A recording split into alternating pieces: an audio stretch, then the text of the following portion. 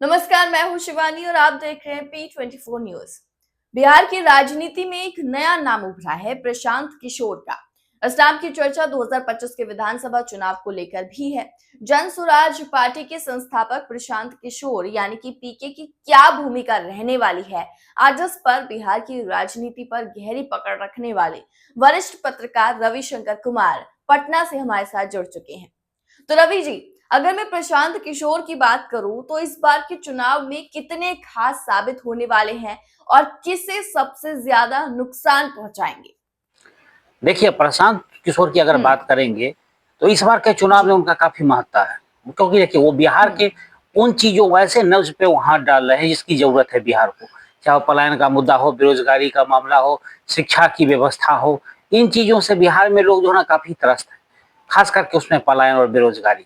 सरकार जितनी भी नौकरी देते, मैं कई बार कह चुका हूँ कि यहाँ नौकरी का मतलब है, रोजगार का मतलब है सरकारी, और बाकी उद्योग धंधे से लोग उसको रोजगार में नहीं गिनते। वो कहते वो तो कैपिटलिस्ट का काम है, सरकारी नौकरी दो तो उसको मानेंगे। तो इन तमाम चीजों पर वो ध्यान दे रहे हैं, और इन चीजों को अगर आप देखेंगे तो प्रशांत किशोर जिस प्रकार की उनकी बयार है अभी बिहार में, वो काफी फर्क उनसे पड़ेगा बिहार की राजनीति में। और तीसरी दूसरी जो उसमें सबसे बड़ी बात है कि प्रशांत किशोर इस बार दोनों ही गठबंधन को नुकसान पहुंचाने वाले हैं। लेकिन हाँ, आप ये कह सकते हैं कि महागठबंधन पर उनकी नजर जो है कुछ ज्यादा है, वो लालू यादव के पीरियड को लेकर के। अब देखते हैं कि प्रशांत किशोर कितना उनको नुकसान पहुंचाते हैं। ऐसे टारगेट तो वो धीरे धीरे सबको करते रहते हैं, लेकिन जिस प्रकार का उनका मुद्दा है और जिस प्रकार की वो बात करते हैं, उसमें तो सबसे पहले घेरे में वो महागठबंधन ही आ जाता है। तो प्रशांत किशोर बीजेपी और जेडीयू दोनों राजनीतिक दलों की चुनावी रणनीति कर रही हैं। क्या इसका उन्हें कोई फायदा मिल सकता है? देखिए, अगर प्रशांत किशोर के बारे में बात करेंगे कि वो जदयू और बीजेपी दोनों के लिए रणनीतिकार रहे चुनाव को लेकर के, तो सबसे बड़ी बात है कि वो बीजेपी के जब रणनीतिकार थे वो, तो उस समय 2014 का लोकसभा चुनाव था, और उस चुनाव में हर हर मोदी घर घर मोदी जैसे नारा उन्होंने ही बनाया था, और जो काफी पॉपुलर भी हुआ था, सब लोग इससे परिचित हैं। और दूसरी बात कि जदयू के लिए 2015 में जब नीतीश कुमार भाजपा से अलग हुए थे, और उसमें उन्होंने नरेंद्र मोदी से उनको तकलीफ थी, और उस समय जब अलग हुए थे तो उन्होंने नारा दिया था, बिहार में बहार है फिर नीतीश कुमार है। ये दोनों के लिए उन्होंने काम किया है और दोनों की नब्ज को पहचानते हैं। बीजेपी से उनको भी अनबन इसलिए बनी थी क्योंकि उनका राजनीतिक स्वार्थ वहां पे था, और जदयू में भी उनकी अनबन इसलिए हुई क्योंकि वहां भी उनका राजनीतिक स्वार्थ था। सबको मालूम है कि नीतीश कुमार के साथ सीएम आवास में रहते थे, तो समझ लीजिए उनका कितना बड़ा कद था। वो महासचिव के पद पर भी जदयू में रहे हैं, तो जदयू के अंदर खाने से वो भली भांति जानते हैं। बिल्कुल।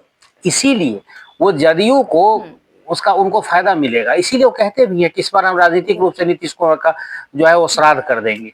यानी उनको बीजेपी से ज्यादा पता है जदयू के बारे में, तो हो सकता है कि जदयू के उसको फायदा भी उठाए, उनको डैमेज भी करे, जदयू को इससे ज्यादा घाटा हो सकता है। तो अगर प्रशांत किशोर की रणनीति देखें तो लगभग दोनों के हिसाब से वो काम कर रहे हैं। उनको उनको वो समझते हैं कि जो मेरा मुख्य प्रतिद्वंदी है वो एनडीए ही है, और उसमें जदयू और भाजपा दोनों शामिल हैं। तो इस स्थिति में प्रशांत किशोर का जायज है कहना। और रवि जी, हमने पिछले कुछ समय में देखा है कि जन स्वराज के साथ कई बड़े पुलिस अधिकारी और अफसर इस्तीफा देकर जुड़े हैं। इसे आप किस तरह देखते हैं और क्या इससे जन स्वराज पार्टी मजबूत हो रही है? देखिए, एक अहम सवाल है कि जिस प्रकार से पुलिस के आला अधिकारी या और भी जो मतलब नौकरी पेशे में बड़े बड़े ओहदे पर लोग हैं वो जुड़ने लगे हैं प्रशांत किशोर के साथ, जन स्वराज के साथ, तो उसके पीछे दो तीन कारण है। पहला तो बाकी और अगर दलों में आप देखें तो आप जाएं और आपको टिकट मिल जाए, राजनीति में आने के साथ उसकी संभावना नहीं के बराबर है।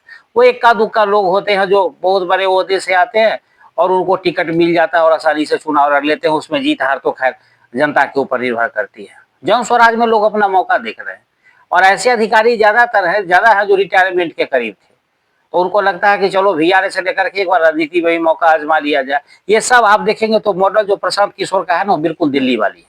उसमें जो केजरीवाल का मॉडल था बिल्कुल उसी फंडा पे चल रहे हैं। चाहे प्रशांत किशोर का अटैक करने का तरीका हो, मुद्दे उठाने वाली बात हो, किसी के खिलाफ कोई भी पर्चा निकाल दो और बाद में जो होगा देखा जाएगा, चाहे मामला कोर्ट में जाए क्या जाए। और अधिकारी लोग जो आ रहे हैं वो इसी प्रकार से उन्हीं लोग को उनका भी काफी सहयोग है जी। कि वो लोग ज्यादा से ज्यादा जानकारी इनको इन्फॉर्मेशन भी दे रहे हैं, जनस्वराज और कहेंगे तो संगठनात्मक रूप से मजबूत भी हो रहा है।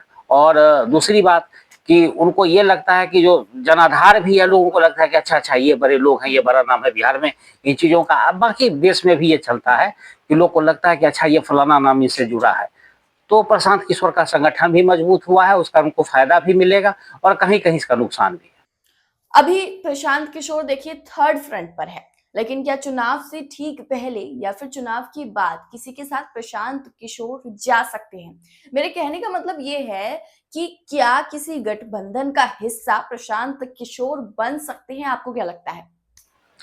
ये बड़ा ही कठिन और मुश्किल प्रश्न है कि प्रशांत किशोर चुनाव के बाद आके जाएंगे किसके साथ, क्योंकि त्रिशंकु विधानसभा होने की संभावना हो गई है। क्योंकि मैं अपने कई कार्यक्रमों में इस बात का जिक्र कर चुका हूं कि बिहार में इस बार त्रिशंकु विधानसभा हो सकती है, क्योंकि एनडीए हो सकता है कि प्रशांत किशोर के कारण काफी नजदीक जाके रुक जाए। महागठबंधन की सीटें घटेंगी, क्योंकि जिस प्रकार से महागठबंधन की अपनी रणनीति है और इस प्रकार से आपस में फूट हो रही है, इस विषय पर तो चर्चा बाद में करेंगे, लेकिन प्रशांत किशोर पर ही आते हैं कि प्रशांत किशोर जाएंगे किसके साथ। तो देखिए, लालू यादव के साथ जाना या तेजस्वी यादव के साथ जाना या कांग्रेस के साथ जाना, कांग्रेस के साथ वो थोड़ा कंफर्टेबल भी रहते हैं, लेकिन लालू यादव के साथ वो कंफर्टेबल नहीं रहेंगे, या वाम दल के साथ उनकी कंफर्ट नहीं रहे, क्योंकि वो वोट किसका तोड़ रहे हैं। सबसे ज्यादा मुसलमान वोट जो तो काट रहे हैं वो महागठबंधन का ही काट रहे हैं। तो इससे क्या, उससे उनको नुकसान ही होगा अगर उसके साथ चले जाएंगे। तो जो भी इन्होंने अभी पाया है वो खो देंगे। दूसरी बात कि भाजपा और जदयू दोनों के साथ वो काम कर चुके, दोनों के साथ काम कर चुके हैं, जबकि आरजेडी के साथ काम नहीं किए हैं। तो ये इनके लिए स्वाभाविक रहेगा थोड़ा सा, और यहाँ पर थोड़ा सा मैनेज करने वाले लोग ज्यादा है। और दूसरी बात कि केंद्र में बीजेपी की सरकार है, तो प्रशांत किशोर चाहेंगे कि उसका भी लाभ लिया जाए, वहां से भी फायदा उठाया जाए। क्योंकि प्रशांत किशोर का गोल, जब वो कह रहे हैं कि मुझे चीफ मिनिस्टर मेरा बनना मेरा गोल नहीं है, तो समझ लिए कि वो कहाँ जाना चाहते हैं।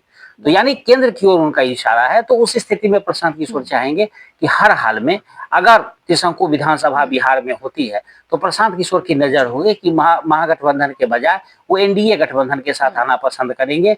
बाकी तो राजनीति में वो तो देख ही लेते हैं कि दिल्ली के चुनाव में क्या हुआ था। केजरीवाल जी तो कसम खा लिए थे कि नहीं जाएंगे कांग्रेस के पास, लेकिन फिर कांग्रेस के विधायक का समर्थन लेके पहली बार उनकी सरकार बनी थी।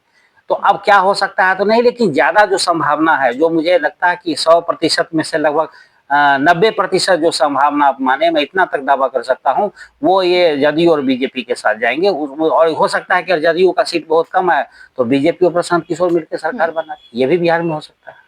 तो रवि जी, हमारे साथ जुड़ने के लिए आपका बहुत बहुत शुक्रिया। तो जिस तरह से प्रशांत किशोर एक्टिव मोड में आए हैं, उससे साफ है कि इस बार उनकी भूमिका काफी अहम रहने वाली है और वो बिहार में सियासी खेल बनाने और बिगाड़ने में अहम भूमिका निभा सकते हैं। P24 न्यूज से जुड़ने के लिए आप सभी दर्शकों का शुक्रिया। कमेंट बॉक्स में अपनी राय देना बिल्कुल ना भूलें।